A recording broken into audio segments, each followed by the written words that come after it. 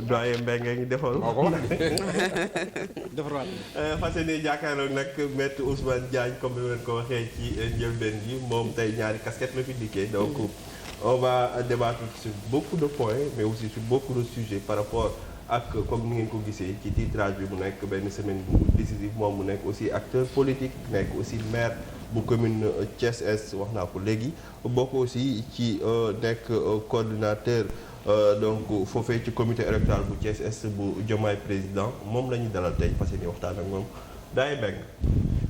maître la nga waaw mais mag am beaucoup encore une fois ma renouveler vraiment le plaisir que j'ai aujourd'hui à être en face de mon frère et ami. Merci beaucoup. Monsieur le maire maître Ousmane Diagne. Bi ma koy njëkk a recevoir ici à Prestige il n'était pas encore maire. Il était encore dans le syndicat ak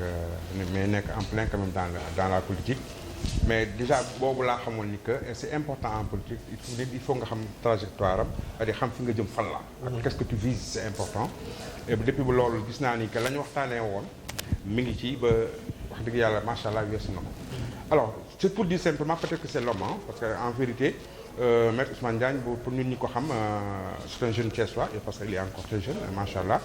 maa ngi koy dégg bi wax ni que Thiès regroupe les plus jeunes maires du Sénégal donc et il a raison alors donc mais boo xoolee donc mais dafa il a bénéficié d'une certaine préparation xam nga lu nekk li ñuy wax disons un professionnel du droit xam nga le droit c'est vrai que métier la matière la comme yëpp c'est vrai mais dafa am particularité mooy dafa transversal c'est-à-dire que boo ci nekkee ci métier boobu da ngay xam lu bari et dans différents domaines et loolu dafay forger sa personnalité dafay forger aussi sa trajectoire par rapport ak fi nga jëm parce que yu bëri yi sonal ni ñu doo sonal parce que da ngay xam lan nga war a def ak loo warul def ak fan nga war a jaar ak foo warul jaar et donc loolu aussi c'est quelque chose qui a fait forger sa personnalité mu nekk lu am solo mais en plus de ça il a dirigé un syndicat important un syndicat des praticiens du droit ñi nga xam ne wax dëgg yàlla ñoom ñooy les véritables ñi nga xam ne ñoom les exécutants du droit gis nga en droit la ñuy wax que le greffier c'est la plume du juge xam nga quand tu es une plume à force d'écrire da ngay dem ba nga xam ne sax kii wax yaa ko gën a xam li xew parce que yaay bind c'est important et loolu il l'a fait il est encore dedans et pendant des années loolu tamit dafa bokk ci li nga xam ne dafa forger aussi son discours c'est important beneen bi tamit mu nekk boo xoolee yéen ko wax sànq c'est-à-dire que loolu daf ko jox mu mën a def moom ci boppam tant que mu nekk chroniqueur wala journaliste wala mais mun a def une analyse politique soo déggee maître Diagne di wax buy analyser une situation mais da ngay xam ne daf ci am clairvoyance da nga koy xam ne ci am clairvoyance day xool bu baax xool éléments yi mu disposé léegi def ay projection yu nga xam ne généralement et loolu daf koy aider dans ses choix feeñ ñu sànq yaa ngi leen wax ni que moom moo leen njëkk a wax affaire report mais il allait plus loin wax ne le report bi même le report bi dañu ko jéem mais en vérité moom gëm na ni élection yi dina am mois de mars il avait dit déjà que dina am moment boobu benn Sénégal yi gëm woon ni effectivement que élection sax dina am donc loolu yëpp da lay wan loolu li ko may mooy cette faculté d'analyse de pouvoir faire des recoupements comme les journalistes comme vous les professionnels du recoupement yooyu def que mën a disons aboutir à ces conclusions yooyu c'est extrêmement important beneen qualité importante bi nga xam ne dama ko gis mooy que il a parce que yooyu yëpp peut-être ñooy déteindre ci moom ba nga xam dafay am ce qu'on appelle le sens de la République le sens de la République c'est important xam nga bi muy doog a falu président Macky Sall recevoir na ko fi bon ñenn ñi naan pourquoi muy dem il est de l'opposition nangam il va essayer de se vendre nangam wax ko ci sax ay wax yu ñaaw mais il est resté zen il a subi mais loolu boo comprendre son parcours après da ngay comprendre pourquoi mu def loolu c'est quelqu'un bu ñu fàtte ni juriste la c'est-à-dire que c'est un pratiquant de droit donc lay respecté yoon boobu moo ko indil mu xam ni que la mairie comme le maire ils sont des démembrements de l'État et par rapport à ça donc mairie une mairie ne peut pas se détacher de l'État, ce n'est pas possible, ça fait partie de l'État. Et qui est le chef de l'État? C'est le président de la République, c'est le chef de l'administration, donc forcément. Beneen bi aussi nga xam ni que il fait beaucoup de communication. Mais communication bi muy def c'est surtout sur les communications de fait. xam nga Thiès Est. ñun ñëpp Thiès lañu dëkk bokk na ci à l'époque ci communes yi nga xam ñoo gënoon a faible du point de vue des infrastructures, des réalisations, et cetera. moom mu dëkk foofu. et ba ma ko déggoon bi ma ko doon invité dama doon dégg ni dama doon comprendre dafa am frustration par rapport à ça dama koy comprendre qu'il était frustré donc quand il était maire j'ai pas été étonné que mu communiquer par ses réalisations yi mu def il a tenu à avoir de bonnes écoles il a tenu à avoir de bons postes de santé yooyu yëpp mu nekkoon ay nga xam ni kon trajectoire boo ma la doon wax sànq yaa ngi mooy si au départ tir boobu la nekk nii ba léegi beneen bi aussi nga gis que c'est important il a l'esprit d'équipe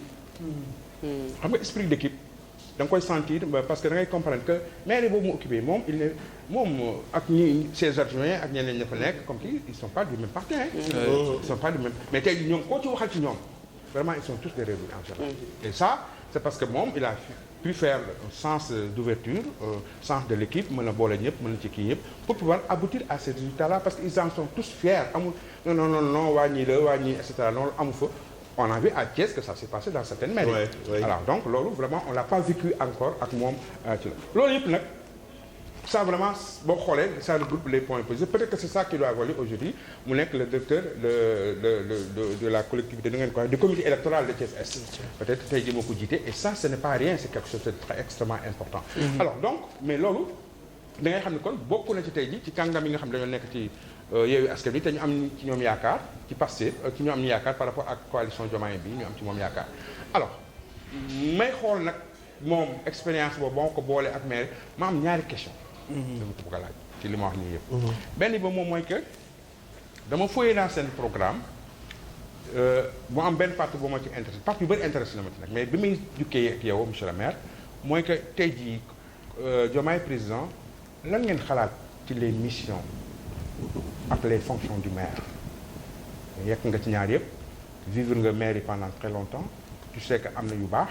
mais tu sais que peut-être que tey jii bu ngeen kenn am na yoo xam ne waroon en tant que juriste mën nga ko proposer comme réforme pour que le travail du maire soit plus efficace yan ñooy goulot étranglement et maire qu'est-ce qui bloque aussi certains maires c'est quoi le problème. Merci beaucoup professeur d'emblée dama lay remercier bu baax pour ce témoignage élogieux c'est la vérité. Venant d'une personne comme vous c'est plus que encourageant c'est plus que encourageant parce que sa taxawaay ak say analyse à chaque fois dañ koy déglu te di ci jàng à chaque fois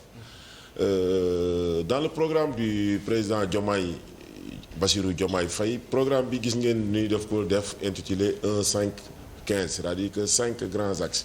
yoo xamante ni benn bi mu ngi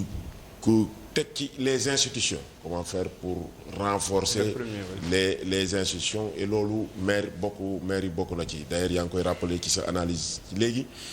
Sénégalais yi souvent dañuy fàtte ni maire yi démembrement état la c'est-à-dire que la maire yi mënuñu la fal maire rek nga même su fekkee ni tu es issu d'une coalition de l'opposition nga bëgg a taxaw yor benn comportement anti-républicain ce n'est pas possible parce que déjà que le préfet bi nekk sa wet wala le sous-préfet dafa nekk ci sa wet par rapport aux actes même yi nga xam ne maire bi da koy bu conseil municipal bi délibéré le préfet exerce ce qu'on appelle un contrôle de légalité xool ba xam li ngeen bëgg a def méngoo na ak charte yi nga xamante nii état noonu lay doxee et le constat est clair pour tout le monde xam nañ ni état bi xam na ni et le président Bassirou Diomaye Faye mi en rédigeant son programme xam na ni les maires yi sont confrontés à d'énormes difficultés parce que l'État leur a transféré des compétences dans beaucoup de domaines alors que maires yi amuñu compétence yooyu donc bokk na ci benn boo xamante ni bu am importance boo xam ne maire yëpp ñu ngi ko doon xeex te président Bassirou Diomaye Faye bu ñëwee loolu dina ko réaliser surtout mooy le problème de l'assainissement les populations ont d'énormes problèmes d'assainissement et l'assainissement n'est pas une compétence transférée et loolu dafay nekk un goulot d'étranglement ci maire yi foo dem ci quartier yi surtout nous autres qui sommes maires d'une commune boo xamante nii dama koy wax souvent ni c'est une commune qui est rurale parce que commune boo xamante nii les plus grands quartiers de Thiès foofu la ñu nekk à l'instar de Cité Lamy Darou Salam Kër Sëñ Ablaye Hersent et quartiers yu bëri yoo xamante nii une partie de ces quartiers là c'est des quartiers qui ne sont pas lotis donc urbanisation bi dafa des donc les réseaux de l'ONAS du fa dugg bu baax donc kooku ci assainissement bi dañ ci war a am taxawaay boo xamante ni taxawaay bu am importance et ça je crois que quand on élira le président Bassirou Diomaye Faye après le 24 mars inchallah loolu jël na ci ay engagements fermes yoo xam ne renforcer les maires pour que ñu gën a taxaw beneen affaire tamit dafa am parce que sooy xool budget maire yëpp fonctionnement bi moom mooy ëpp mooy Moyen. investissement yi. Investissement, Le ok. fonctionnement est toujours supérieur à l'investissement alors que problème. dans une situation normale mais maire yi dafa war a mën di def ay investissement et gis nga li indi fonctionnement bi mooy souvent da ngay gis benn maire yi boo xamante ni dañuy recruter. Clientélisme politique. Un clientélisme politique par exemple bon am na maire yoo xam ne qui en ont la possibilité mais des maires républicains comme nous man boo ñëwee suma maire yi ci suma personnel doo fa gis kenn koo xamante bi nii bu campagne bi jotee nii par exemple boo demee maire yi ñoom ñëpp dem nañ campagne yi C'est ça. et ils battent campagne pour des coalitions qui ne sont pas les nôtres bokkuñu ñun suñu coalition quand je suis arrivé à la mairie loolu laa fa fekk et mënoo leen dàq parce que c'est des pères des mères de famille dont le recrutement a obéi à un certain clientélisme politique. Absolument au départ. ñu commencé fayeeku salaire fonder famille yor ci seen ay njaboot donc yow mënuloo ñëw rek du jour au lendemain parce que tout simplement bokku leen coalition nga dàq leen. su ñu doon dàq sax du nekk bokkuñu coalition mais ñu ci bëri amuñu fa en réalité. lu ñuy liggéey bu ñuy apporter maire bi mais bon on les recrute pour le simple plaisir de les recruter et loolu dafay gruger bu baax ci budget maire bi alors que ces possibilités financières là auraient permis d'effectuer des dépenses ailleurs mais compte tenu de des recrutements clientélistes et politiques loolu duñ ko mën a def donc ça aussi nekk na problème boo xamante ni on va s'y atteler inch'Allah rabbi donc grosso modo les communes les collectivités que ça soit la mairie que ça soit le conseil départemental par exemple bi nga xamante ni ils ont même pas de budget.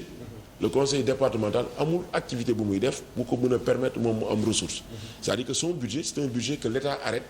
jël ci xaalisu boppam jox leen alors que quand vous allez à l'extérieur en Occident en France par exemple les conseils départementaux yi ñuy wax moom la ñuy wax métropole ñoom par contre ñooy jël sax en charge les petites communes C'est ça. su ñu amee une difficulté ñoom ñoo leen dimbali mais fii le conseil départemental ne peut absolument rien faire et pour te donner un exemple nous qui sommes dans les communes nga xam ne suñu commune yi am ay CEM yu fa nekk on te dit que l'enseignement moyen n'est pas de la compétence Du maire. du maire mais tu es obligé d'intervenir parce que le conseil départemental ne fait absolument rien pour les CEM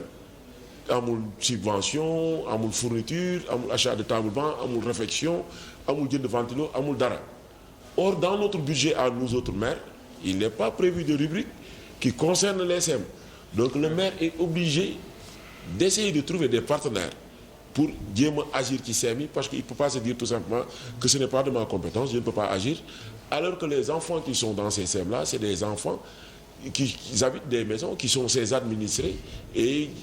sur qui le maire doit veiller. Grosso modo, voilà quelques goulots d'étranglement auxquels nous sommes confrontés au niveau de nos communes. beneen question sama deuxième question bala may jox sama rakk sama jarbaat yi xam naa ñoom tam ñu ngi may xaar mais xam nga ñoom comme dañ maa jox mais ma def lu ma neex ba pare après ñu jël alors donc mais beneen aspect boo xam ne tamit ñu ngi ko doon espérer en tout cas ici les populations de Thiès ñu ngi ko doon yaakaar ci yéen moo xam ne tamit te wax dëgg yàlla bëggoon naa ci am sa avis parce que à l'époque aussi waxtaan nañu ci su ma la ko rappelé da nga ko fàttaliku moom mooy que on a remarqué que yéen ñëpp daanaka les 4 maires de Thiès yéen ñëpp daanaka yéen a bokk fu ngeen jublu yéen du ci bëri de façon globale quoi maintenant gis nañ loolu et à l'époque on espérait que mu am benn genre intermairie benn boo xam ne intermunicipalité entre les 3 maires ak le maire de ville pour que en fait ñu am benn développement harmonieux benn développement harmonisé des actions concertées des actions cohérentes pour que mu am disons ñu gis cette globalité de la ville de Thiès à travers les actions des différents maires parce que ils se sont concertés ils se sont vus loolu tamit je ne sais pas bëggoon nañu xam vraiment fan toll parce que Thiès à l'époque te laajoon naa la ko fi à l'époque te je sais que ne yow bokkoon nga ci militant wu ñi nga xam ne dañoo waroon a dox loolu tey jii fan la toll est-ce que vous n'avez pas encore vous avez des possibilités disons de collaboration est-ce que possibilités yooyu exploité ngeen ko et finalement lan la jur pour Thiès waay. Jërëjëf professeur pour la question moi je crois que kuy observer bu baax rek Thiès ci 2 ans yooyu ñu def war nga sentir que ni am na une certaine complicité quand même entre les maires. li ngay wax mooy intercommunalité. bi nga xamante ni moom lañ bëggoon instaurer. C'est ça. pour que ku nekk possibilité yi ngay am. bu ko keneen ki amul keneen ki mën ko ci. mën ko ci jàppale. et j'en veux pour exemple rek benn mooy l'éclairage public. l'éclairage public. ku ne gis na commune Thiès léegi c'est vrai qu'il y a toujours l'insécurité qui rampante et on doit avouer aussi qu'il y a certains coins yoo xamante ni éclairage bi war nañ ko gën a mën a renforcer mais ku waxal yàlla rek xam na ni Thiès ni mu leeree depuis que nous sommes là éclairage en termes d'éclairage public avec surtout l'éclairage avec les lampes LED nga xamante ni il faut y mettre un peu quand même d'argent ku tourner ci dëkk bi da ngay gis les équipes des électriciens de la ville des électriciens de Thiès Est de Thiès Ouest de Thiès Nord ñu nekk sur le terrain en permanence loolu intercommunalité bi moo ko indi nous avons voulu instaurer cette intercommunalité parce que nous avons pensé que Thiès avait suffisamment souffert des guéguerres là xam nga ni mandat bi fi génn avec le maire Talla était là Thiès waay fal ko maire man adversaire am laa woon candidat maire mais bi ñu falee Talla dama mais Talla c'est un grand frère te ñun ñoo ko fal son bilan suñu bilan lay nekk donc nañu laxasaayu ànd jàppale ko mais d'autres ne l'avaient pas vu de cette manière là ñu nekk di ko xeex su convoqué conseil municipal sax du ñu ñëw pour mu bañ a am quorum pour mu bañ a liggéey loolu dafa pénaliser Thiès tardeel ko ci yu bëri ñun nag bi ñëwee loolu la ñu bëgguñu mu am boo seetloo suñu premier voyage à l'extérieur pour aller rencontrer des partenaires qui doivent nous aider dans le domaine de l'équipement de nos postes de santé et de la formation de certains jeunes on a fait le voyage ensemble dans des conditions difficiles pour yaxanal nag alalu askan wi mais on l'a fait ensemble man ak Biram ak jiite Biram Souley Diop maire Thiès Nord voilà dem fekk fa suñu frère Ayobo Sow de l'association Caridat di Gatiné le matin rek maa ngi doon waxtaan ak moom mu dalal ñu yóbbu ñu fu bëri le maire Babacar Diop il n'était pas disponible parce qu'il devait voyager sur les États-Unis c'est pourquoi il n'était pas venu mais tous les mardis on se rencontre soit à la mairie de Thiès Est à la mairie de Thiès Nord ou bien à la mairie de Thiès Ouest tous les mardis wala en ville pour discuter ensemble des préoccupations des Thiessois la dernière rencontre bi ci mujj rek mooy la rencontre que nous avons fait il y a cela 15 jours dans le bureau du gouverneur mu convoque une rencontre pour qu'on discute sur les préoccupations des Thiessois notamment sur la question sécuritaire parce que nous avons constaté qu'à Thiès ces derniers jours il y a énormément d'agressions ak yu demee noonu donc waxtaan nañu ñun ñoo fa nekk waxtaan ak ñoo ko provoqué waxtaan ak gouverneur ba jàppoon nañu date sax pour def un forum sur la sécurité à Thiès avec tous les partenaires sociaux les associations le forum civil bajenu gox yi délégués des quartiers les ASC tout le monde mais malheureusement les élections présidentielles fi mu tombé moo tax gouverneur yi daf koy reporter ba après élection présidentielles yi mais ça waaw mais même bu ñu bokkul woon coalition je crois que entre gentlemen parce que la politique c'est une affaire de gentlemen parce que actuellement nii ku ci nekk yaa ngi sa coalition le matin bi ma yeewoo docteur Mamadou Djité laa njëkk a waxal moom coalition pure bi la bokk avec le frère Mamadou Ali Mamadou Dia ñun ñu nekk coalition Diomaye docteur Babacar il vient de rejoindre la coalition Birame Souleye n'est même pas là moom mu ngi dans la grande coalition au niveau national mais teewul relation yi mu ngi dox parce que dañoo xam ni en tant que jeune Thiessois ak espoir bi Thiessois yi yëpp teg si ñun ñu fal ñu bëri taxaw ni ñii de dañ leen a fal mais duñ fi def dara nous n'avons pas le droit de décevoir les Thiessois moo tax lu ñu mën a def suñu kéemtalaay kàttan au risque de nous sacrifier notre santé on le fera pour montrer aux autres que avec les mairies avec les peu de moyens que nous avons la possibilité de rendre cette ville la meilleure gars yi mën nañu gis un autre visage de Thiès et je crois que si vous sortez vous circulez à Thiès vous voyez que les résultats commencent à sortir quand même et ci loolu la ñu bëgg a instauré wu rek et te defuñu ko pour nguuru woo ko mais dañu bëgg rek nit ñi xam ni c'est possible de faire quelque chose à Thiès et on est en train de le faire. Merci ma jox sama. alors merci beaucoup doyen dañu ñëwaat ci yow tant que ñeneen ñi jël Fatima moom Lamine baa ngi xasan ndax muñ na ko ba sonn mënu koo muñ. mu relance xam naa merci on se sait moo tax tey casting bi baax. tey casting bi dafa baax il faut qu'on se fasse des politesses parce que xam na moom tamit. alors mi ngi noonu nuyu aussi suñu mbokk internet yi ndax waxtaan wi tàmbali na ñuy nuyu bu baax ki nga xam ni moo di Matar Diouf Chérif Fatou moom mi ngi ñuy bàyyi xel bu yël sama waa ji merci beaucoup ay aussi monsieur Bafou Mbengue de Bafou Correction mi ngi lay yóbbante nuyoo mi ngi suivre émission bi bu baax. alors Fatima sa wàññi ci sànq de da nga ko muñ ba sonn mënu ko. nga taxaw nga tàmbali aywa doxal la. ayca mu ngi noonu man nag fi may interpeller monsieur le maire ginnaaw bi nga xamante ni dégg naa li nga xam ne moom la tontu doyen Mbengue mu nekk loo xam ne lu am solo la jamono ji nag Thiès am na ay parties yoo xamante ni nii effectivement éclairage public àggu fa woon dem na fa mais am na ay parties yu amoon éclairage public te jamono ji lëndëm bu ma ci cité rek deux voies Isaac Ba boo demee jàpp mairie bi centre culturel bi ba jëm ca rond-point ba foofu lëndëm na trop jamono ji xam naa loolu moom Birame Souleye lañ ci interpellé bu ko defee mu def ci ay jéego ci loolu man ci li may ñëw mooy seen programme parti bi nga xamante ni nii ci la ñuy wax président et vice-président poste boo xamante ni nii tey jamono ji ñëpp a ngi koy waxtaanee. ku nekk ne mën na créer des problèmes ici au Sénégal ndax gisoon nañu sous l'ère d'Abdoulaye Wade bëggoon na koo andi gars yi toog taxaw daal ci opposé wu ba fi mu mujjee ñëpp xam nañ ko tey mu ñëwaat ci seen programme ngeen di wax li nga xam ne moom mooy poste vice-président ñëpp jàpp ni pour jox juste un poste la à Ousmane Sonko mi nga xamante ni nii du candidat bi wax na ko sax keroog ci conférence de presse bi mu génn ne du candidat bi ki nga xamante ni nii mooy Diomaye moom mooy candidat bi mais il le prend sous son aile ñëpp xam nañ ne nag Ousmane Sonko moom moo porté projet bi ñu bëri ànd ceeg moom ba nga xamante ni nii ko xool Diomaye peut-être wala kuy wax projet sa xel yëpp si Ousmane Sonko lay dem même bu fekkee moom il ne veut pas lui ravir la vedette c'est Ousmane Sonko loolu aussi on l'a bien senti durant la campagne fu Sonko taxaw Sonko la ñuy yuuxu bàyyi Diomaye de côté te pour instaurer que Sonko mooy Diomaye du yomb ci tout simplement parce que askan bi Sonko la ñu miin Sonko la ñu xam mais au-delà de ça poste boobu noonu ñu bëgg a def muy une fonction de vice-président est-ce que du créer télescopage entre limiter la fonction de l'exécutif parce que ñoom ñaar ñëpp pouvoir exécutif lay nekk face au pouvoir judiciaire face au pouvoir législatif loolu nag ñu bëri jàpp ni dina andi problème yu bëri fii ci Sénégal et da ngeen ko def seen programme juste pour dugal am Ousmane Sonko loo xam ne di ngeen ko jox lan ngay répondre ci loolu. mais jërëjëf Fatima pour répondre à ta question rek surtout par rapport au duo Ousmane Sonko Diomaye Faye moi je crois que cette question-là a été en quelque sorte réglée parce que ce qui est important dans cette affaire-là j'ai l'habitude de le dire fu ma dem damay wax ni li am importance du nit ñi mais li ñu bokk la cet idéal-là le projet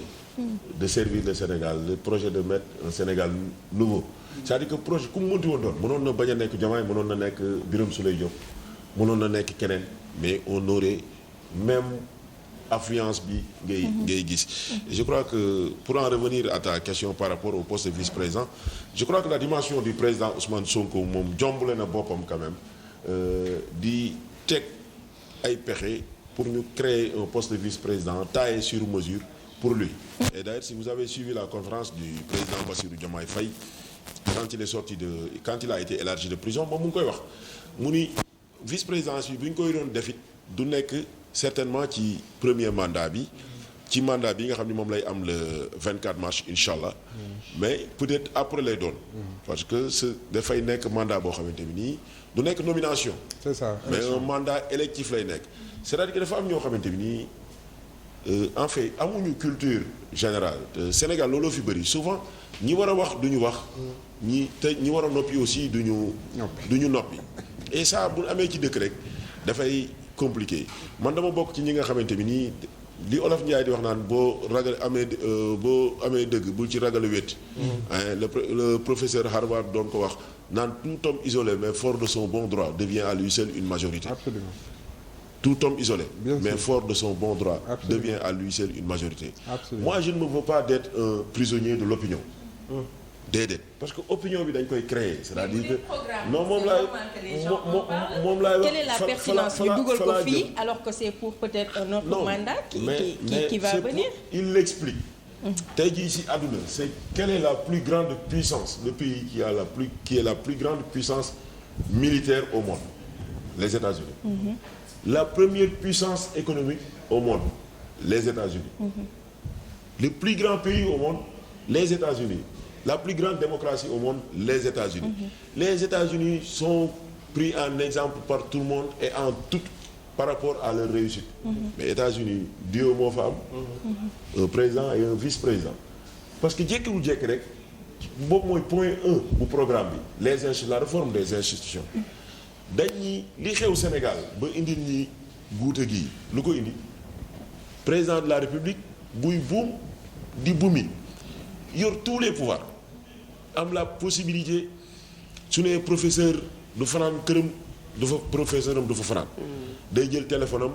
il n'appelle même pas directement la hiérarchie di woo ay ministre wala le procureur général day woo sax directement le procureur de la République ni ko professeur boobu gis naa ci page Facebook am mu def bind fa def fa sama photo di ma saboté jàpp leen ko boo xëyee ñu jàpp la ñu ni président de la République boobu ku mu bëgg a nommer dañuy jël ñu ni tel poste pour être directeur général au Sénégal depuis toujours il faut être de la hiérarchie A1 maintenant on prend des gens qui n'ont même pas le bac dañ koy def directeur général parce que le président de la République dit que c'est lui qui nomme à toutes les fonctions civiles et militaires et nu ko neexee la koy defee déggoon nañu sax président Abdoulaye Wade suma maam muy wax ni boo neexee sax ma jël sama chauffeur nommé ko ambassadeur donc le président de la République nous avons constaté que le président de la République a trop de pouvoir. Est-ce que c'est cette fonction de vice-président qui va régler mais le problème? bien sûr non seulement dañuy wàññi les pouvoirs du président de la République mais li am États-Unis sax dañ koy créer c'est-à-dire que le président de la République dañuy mën a invoquer sa responsabilité pénale. kon yéen seen projet di ngeen roy ci tubaab yi. non pas pas projet non pas ay anti tubaab lu baax. non dama la jox exemple xam nga pose question. ñun ci le Sénégal n'est pas. da ngeen di recréer loo xam ne xew na États-Unis mais est-ce que les réalités sont les mêmes. waxuma dañuy imiter États-Unis de. dama la jox exemple. Le Sénégal n'est pas un îlot isolé dans le monde. Le Sénégal est dans le monde. Mais monsieur le maire bu ñu ko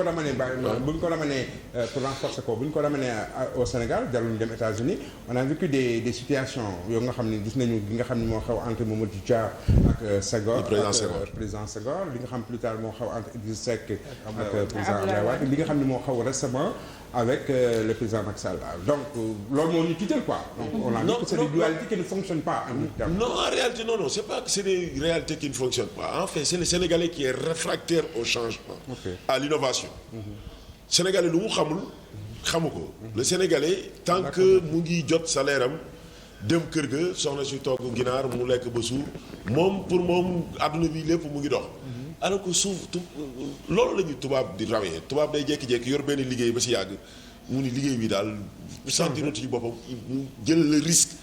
bàyyi fa lépp changé loolu pour nga gis ko Sénégal c'est rare donc le poste de vice-président bi ñuy indi c'est pour tout simplement rééquilibrer les pouvoirs du président pour que en cas de vacance même du pouvoir loolu le problème ne se posera pas kan mooy remplacer président kan moo dul remplacer président parce que su président dafay njomboog yoo xamante bi nii dañu invoqué sa responsabilité pénale defal ko la procédure bi ñuy wax procédure impeachment boobu automatiquement xam nañu c'est le vice-président qui va entrer en fonction loolu kese lañ ci jublu. équilibrer les pouvoirs du président de la République. Le président soit issu d'une telle coalition le vice-président d'une autre coalition. Non mais du tout. Du tout c'est un Comment xam nga du nekk possible justement loolu c'est pas possible. non xam nga ci sama bu ko aussi dina métti parce que on a ñi bokk sax mënuñu xam nga ça loolu c'est créer des problèmes. Parce que même dans les pays yi nga doon gis nii le président ak le premier ministre. bokkuñu parti politique. des fois dafay indi ay jafe-jafe. que ça a été en France avec Mitterrand, Chirac. Et comme actuellement ni ñu ko gisee nii au Tchad. ça peut amener des problèmes mais c'est un duo boo xamante ni parce que li tax muy dox dans des pays comme les États-Unis parce que foofu c'est des gens qui sont foncièrement patriotes. C'est-à-dire que le vice-président c'est pas parce qu'il est issu de la même formation politique que le président lu mu teg rek moom jàpp na loolu daf koy topp comme bëkk néega on a vu ce qui s'est passé l'autre là le président sortant Donald Trump bi ñu ko gagné élection yi muy teg ay pexe pour di envahir kii beeg yooyu mais Mike Pence dafa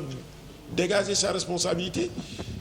alors qu'il était vice-président. Oui. Mais li ko intéressé respect de la Constitution. C'est-à-dire que si on est suffisamment patriote suffisamment républicain je crois que loolu mun nañ ko instaurer dans la Constitution les prérogatives du président sont clairement définies les prérogatives du vice-président sont clairement définies et je crois que si les Sénégalais adhèrent à cette idée-là. Une question simple pourquoi évoquer mettre cette problématique sur la table alors que comme vous venez de l'expliquer c'est pas quelque chose qui est envisageable tout de suite c'est peut-être pourquoi quelle est la c'est un programme c'est-à-dire que xam nga c'est pour des soucis de transparence xam nga ñun bëgguñu def comme waa Benno Bokk Yaakaar. mais si c'est au prochain mandat di ngeen amaat beneen programme boo leen di présenter parce que doo leen rester au même stade. non dina fekk am lu avancé au Sénégal. non nous voulons être clairs avec les Sénégalais dès le début. c'est-à-dire que ñun bëgguñu nekk comme les politiciens traditionnels quand même clignoter à gauche ñëw jàdd à droite. C'est-à-dire que dans le programme, il y a une partie intitulée Réforme des institutions.